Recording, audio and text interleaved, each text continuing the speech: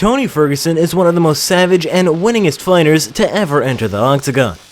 The former interim UFC Lightweight Champion has won 12 of his last 13 fights, and won 8 post-fight bonuses in his last 9 fights.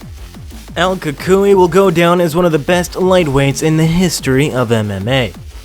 In this video, we recap his 4 of the most dominant performances throughout his UFC career. Number 1. Donald Cerrone. At UFC 238 in June of 2019, Donald was coming off a 3-fight win streak and just beat Al La Quinta, while Tony had won 11 straight fights and was looking to get a title shot against reigning champion Khabib Nurmagomedov. The first round of this fight was a technical slugfest. Tony pressed forward and used his reach to continuously catch Cowboy with punches, but Donald responded with punches and kicks of his own. Both men ate some hard shots in the first round. As the fight continued into the second round, Tony adjusted the range of his punches and timing of his counters. Donald began to get routinely caught with hard punches and was unable to adjust to Tony's attacks. Cowboy's attack remained static.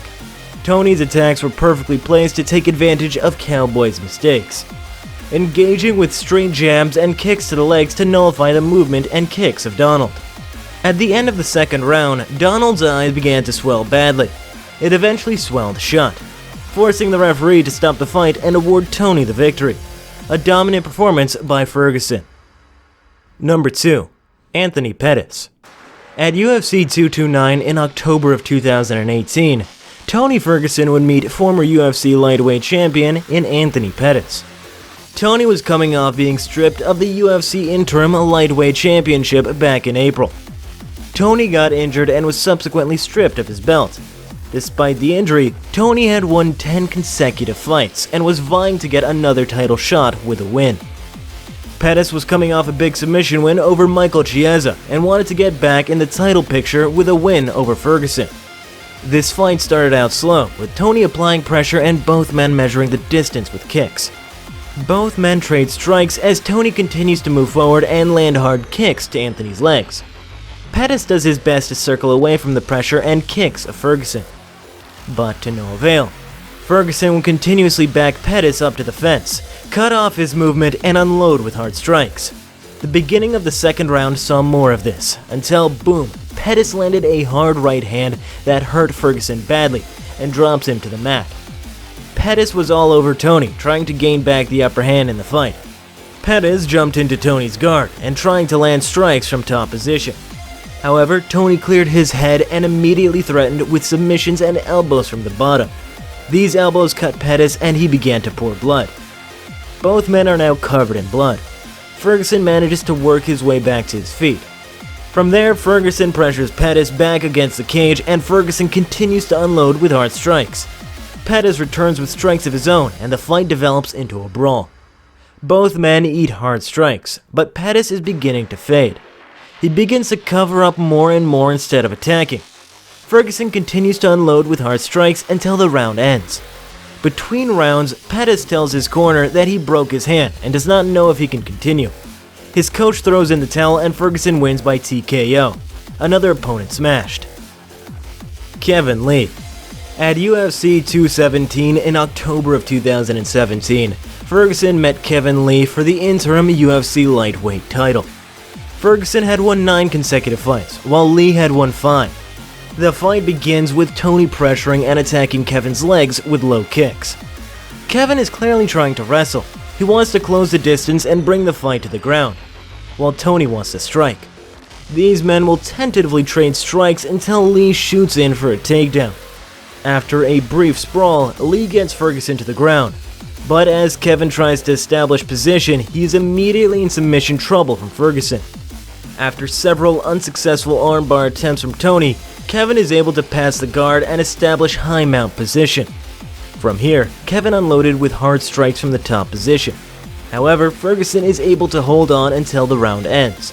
The second round saw Ferguson adjust his timing and distance of strikes.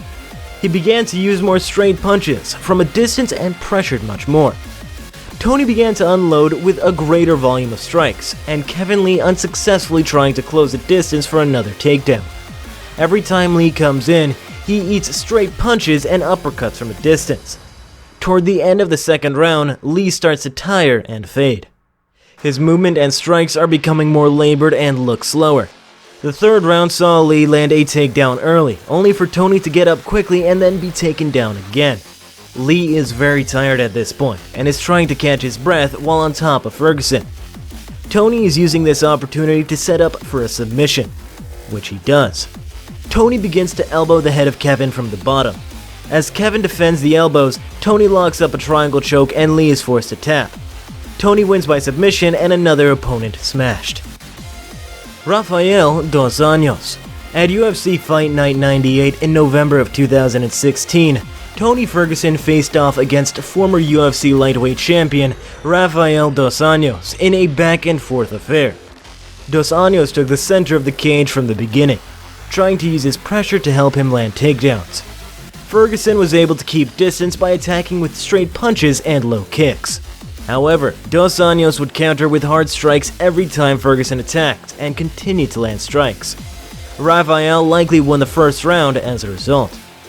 The momentum swung in Ferguson's direction in the second round. Tony began to press forward and pressure Rafael with hard kicks to the body. This kept Rafael moving backwards and defending himself versus attacking and strategically countering. Rafael allowed Tony to walk forward and mix up strikes. Dos Anjos did land some good strikes and tried to take Tony down, but he started to go away from what worked for him in the previous round. Rafael stopped being the aggressor. The third, fourth, and fifth round looked very similar to the second round, except for Tony doubled down on what was working, which was pressuring Rafael by moving forward and using his length to tag him with strikes from a distance. Dos Anjos continued to fight in defense mode and hardly moved forward after the second round. Tony's cardio is tremendous and he kept pushing forward while Dos Anjos simply never adjusted to the pressure from Ferguson.